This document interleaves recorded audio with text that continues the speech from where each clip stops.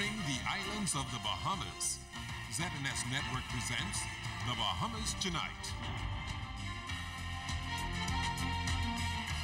The following portion of the news is brought to you by McDonald's. McDonald's, I'm loving it. Good evening and welcome to the Bahamas Tonight, the National Report. I'm Keishla Adderley. Thanks for joining us. Topping the news tonight, authorities are today dismissing suggestions that they would downplay the severity and impact of that oil spill in Grand Bahama. In fact, a technical team which has been on the ground over the last few days flew into the capital this morning to provide an update on the investigation. Charisma Robinson has details. Officials can now say that about 8 metric tons or 3,000 gallons of heavy fuel oil leaked from that container ship, which left the Freeport Container Port around 3:55 a.m. Monday. And when you look at international guidelines, they say that would make it a Tier 1 spill, the lowest categorization.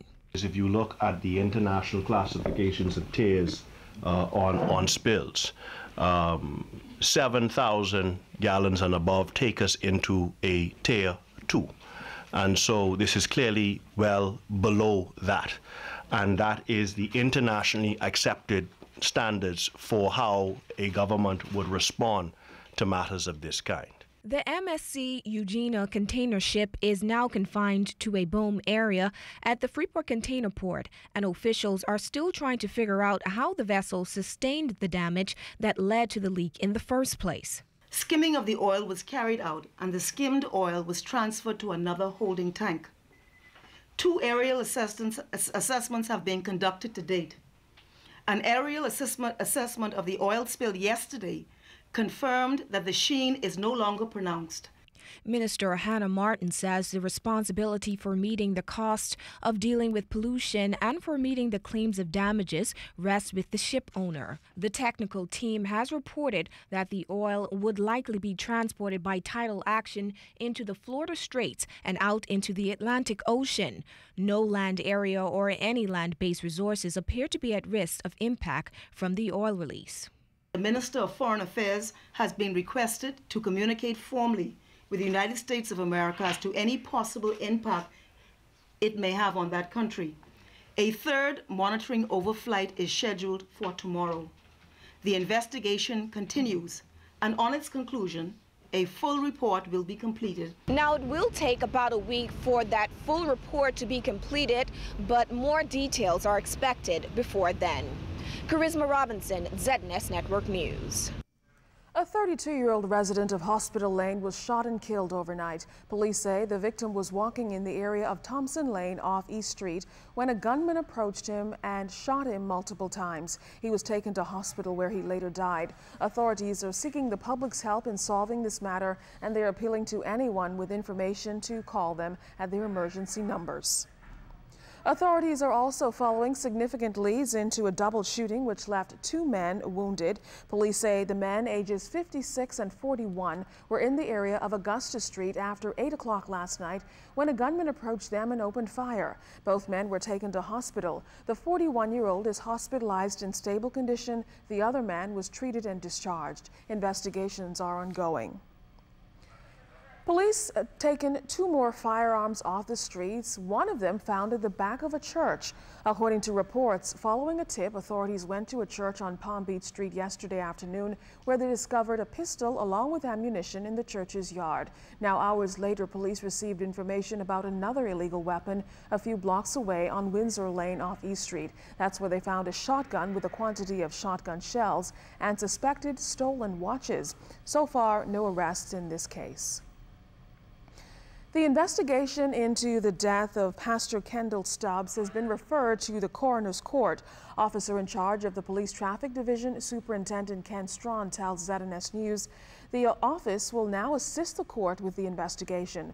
Pastor Stubbs was the reported victim of a hit and run. Police identified a possible suspect, but nothing has turned up so far.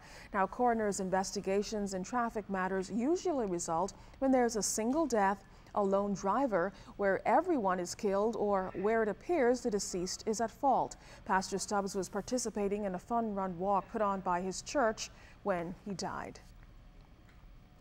The Minister of Financial Services, Ryan Pinder, was in the Dominican Republic last week for a ministerial council meeting of trade ministers in the region for CARIFORUM to discuss the economic partnership agreement and trade with the EU. Mr. Pinder told ZNS News that he came away from these meetings encouraged, but claimed that while there he learned that the previous administration lost potential development funding that was needed to do a number of projects. Mr. Pinder claims the previous administration was unable to jumpstart a plan, and because of that, the funding, estimated at some $7 million, was lost.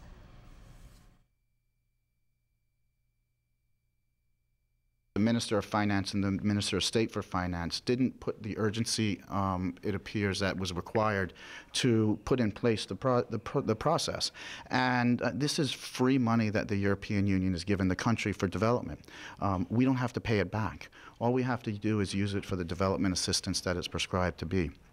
And for you to be so negligent that you would let that expire without initiating it is a travesty to all Bahamian people, because those funds are used for the development and uplifting of the country.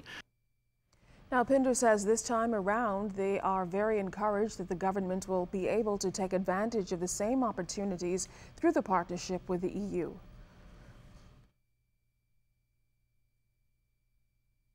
Strategy with the EU focuses on crime, energy development, energy efficiencies, and matters of that. So we believe that we can access development funding for that. Education is a key component, and I've already started dialogue with the Minister of Labor and the Minister of Education on how we can access funding to assist with the National Training Initiative that the government is undertaking, in particular regards to reinstating and redeveloping young Bahamians who may have a criminal past back into society and civic society and economic society, which I think is a great challenge for the country right now.